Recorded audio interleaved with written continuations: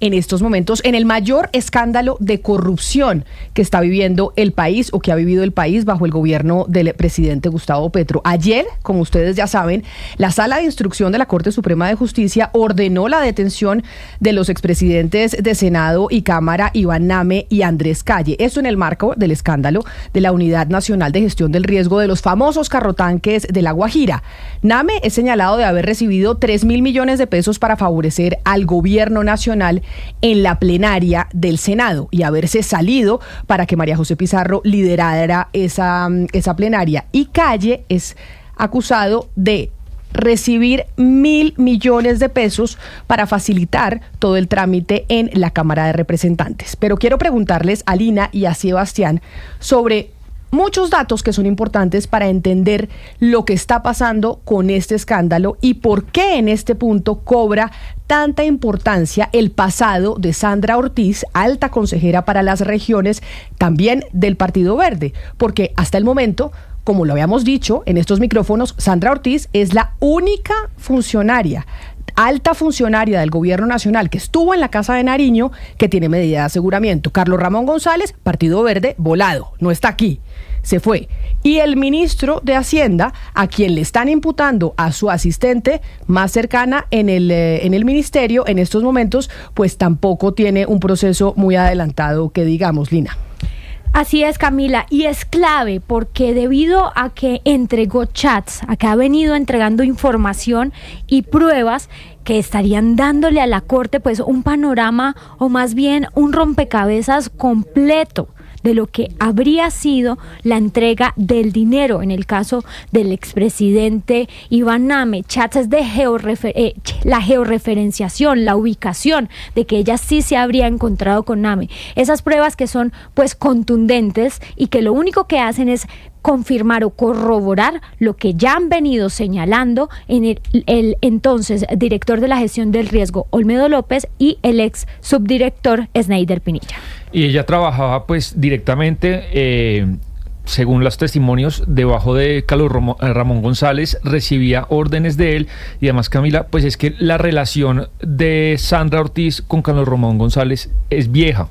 Amigos de confianza desde hace mucho tiempo, y habría sido lo que Sandra Ortiz lo habría hecho a través de órdenes directas de Carlos Ramón González. Pero lo que habíamos dicho y nosotros en estos micrófonos es que lo que nos parece una falta de respeto, pues con todo el país, es que es el tema de las medidas intramurales, y es que los dos ya tienen medida intramural. Sandra Ortiz, quien habría seguido órdenes de Carlos Ramón González, a quienes estamos viendo en pantalla en estos momentos, pues este señor salió del país y su abogado nos dijo que no podría garantizar que el señor iba a volver o no iba a volver. El señor se voló, está por fuera.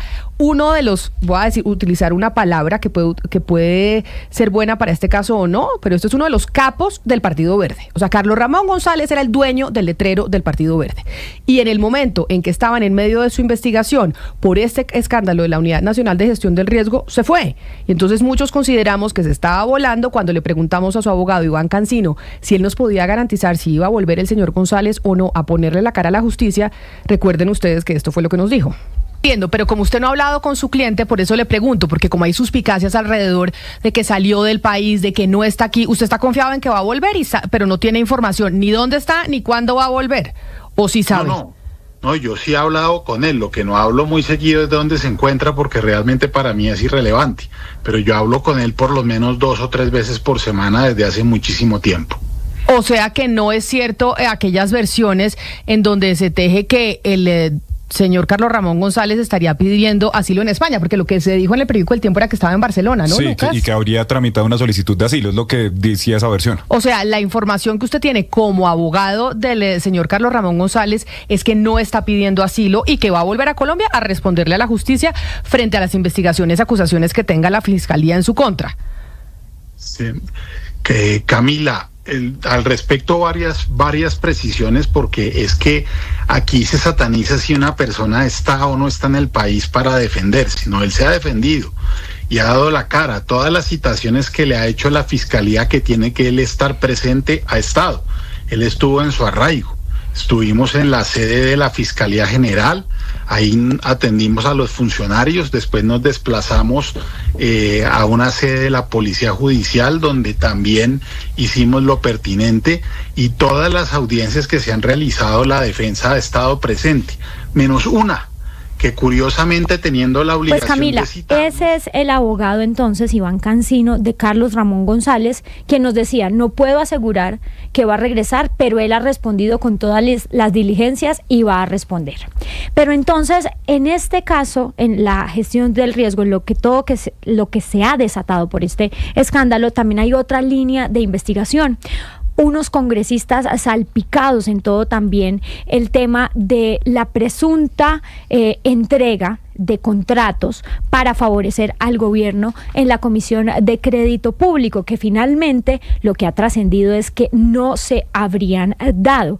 Pero lo cierto es que se están investigando a los congresistas Guadid Mansur del Partido Conservador, también a Karen Manrique de Curules de Paz, a la senadora Liliana Vitar de los Conservadores, el senador liberal Juan Pablo Gallo, al representante liberal Julián Peinado y también al congresista de la Alianza Verde Juan Diego Muñoz. Solo 4 de estos congresistas votaron a favor del gobierno, en lo que se decía, pues estarían favoreciendo al Ejecutivo. Karen Manrique por el sí, Guadid Mansur, Julián Peinado y Liliana Vitar. Porque acuérdese que esto es Corte Suprema de Justicia, que es la que investiga a los congresistas.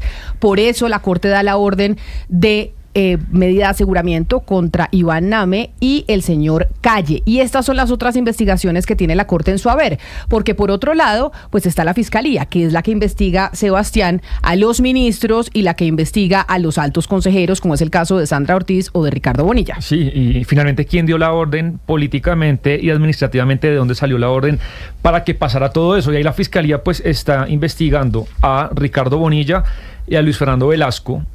Bonilla ya declaró, lo han llamado. Velasco aún no ha llamado con la Fiscalía. Y Camila, lo que pasó hace minutos es que ya la Fiscalía imputó a María Alejandra Benavides, que era la asesora de despacho de Ricardo Bonilla, la que había intercedido con los congresistas que acabamos de nombrar. Y otra persona importante en el gobierno, que pues de la cual se ha hablado poco, y es César Manrique, que en el año pasado era el director de Función Pública.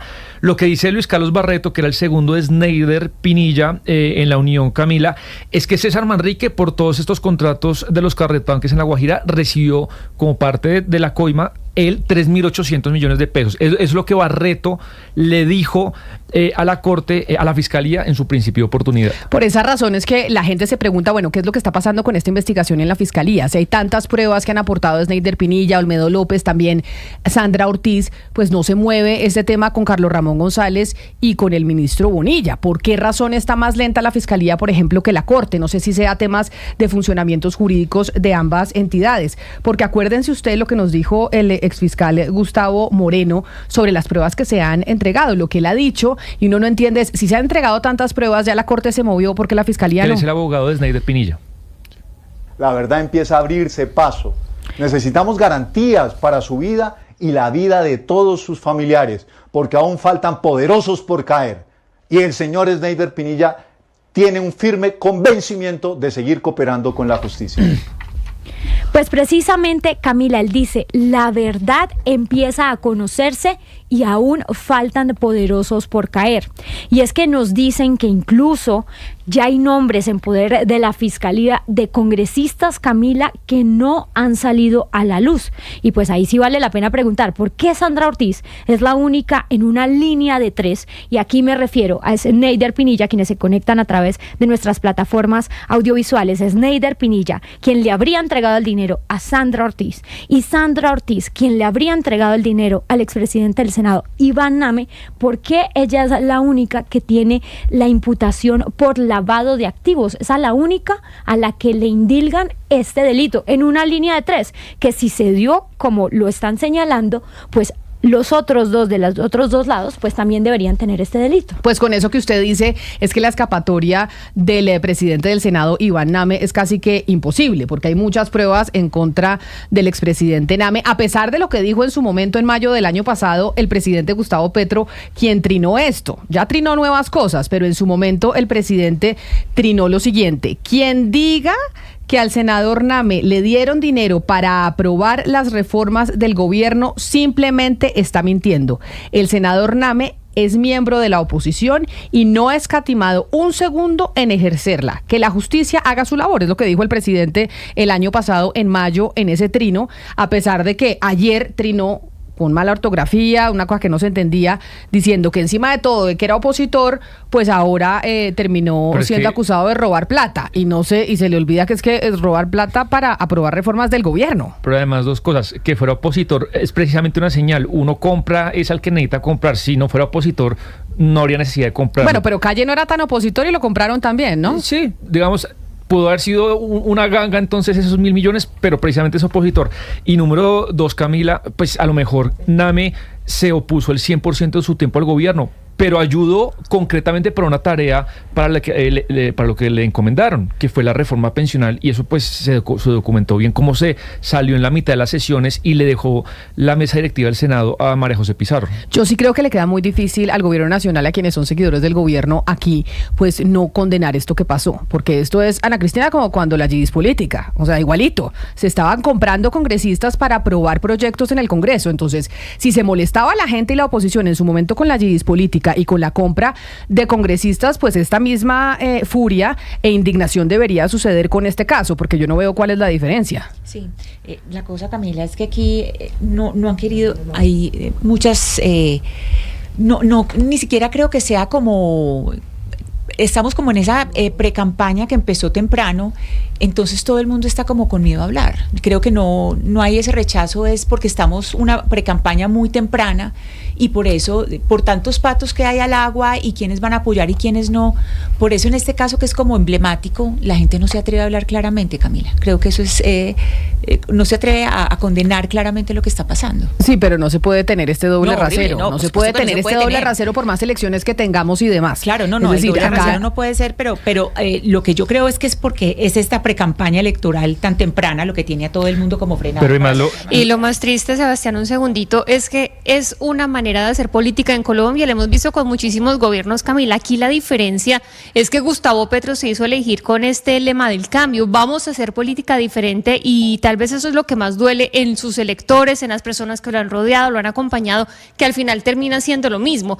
Y a mí realmente sí me genera bastante dolor que todo haya sido por unos carrotanques que realmente necesitaba un departamento como La Guajira, porque recordemos que todo comenzó allí. Se declara una emergencia, se dice que se necesita agua en ese territorio que siempre había sido mencionado por el presidente Gustavo Petro, y termina pues en este lodo de corrupción tan impresionante que hoy estamos viviendo. Yo creo que eso es lo que más se le cobra hoy al presidente. Yo realmente no puedo decir que el presidente haya ordenado eso, pero sí se debe llegar hasta las últimas instancias para saber cómo comenzó. Nombró a quien estaba a su alrededor. Es que exacto, uno como se rodeó mal. De cualquier compañía, o sea, pensemos en una empresa privada. Usted como gerente, por más de que usted no tenga la responsabilidad de lo que hagan sus vicepresidentes, si sus vicepresidentes la embarran, Jennifer, la responsabilidad es suya, porque usted es la que los nombra. Sí, y todos los nombramientos, digamos, que uno puede cuestionar que ha hecho el presidente Gustavo Petro, y son errores que ha pagado. Hizo nombramientos para poder llegar a ser presidente, porque lo intentó una, lo intentó dos veces, a la tercera llegó, pero pues ¿con quién se relacionó, no? Y eso, ¿qué precio le está cobrando hoy cuando logra ser presidente, cuando ya lleva 3 años y pues tenemos este caso de corrupción tan lamentable? No sé en qué medida son errores o también pues, es una manera de ser. Por ejemplo, un dato que la gente se le olvida: Olmedo López es la persona natural que más financió la presidencia, la candidatura de Gustavo Petro en el 2018. Además, Olmedo López estuvo militando en el M19 con el presidente Gustavo Petro, que es otra de las cosas que se olvida, y por eso el presidente dice: me equivoqué con el tema de Olmedo, pero pues esas no son equivocaciones que tienen que pasar o que pasan factura política. O sea, es que no se puede tener solo efecto teflón, que todo le pase a uno alrededor y nada lo toque. El presidente estaba acostumbrado a eso, pero pues acá en Colombia pasa poco, pero deberíamos tener responsabilidades políticas como en cualquier otra parte del mundo. Pero miren, nos acompaña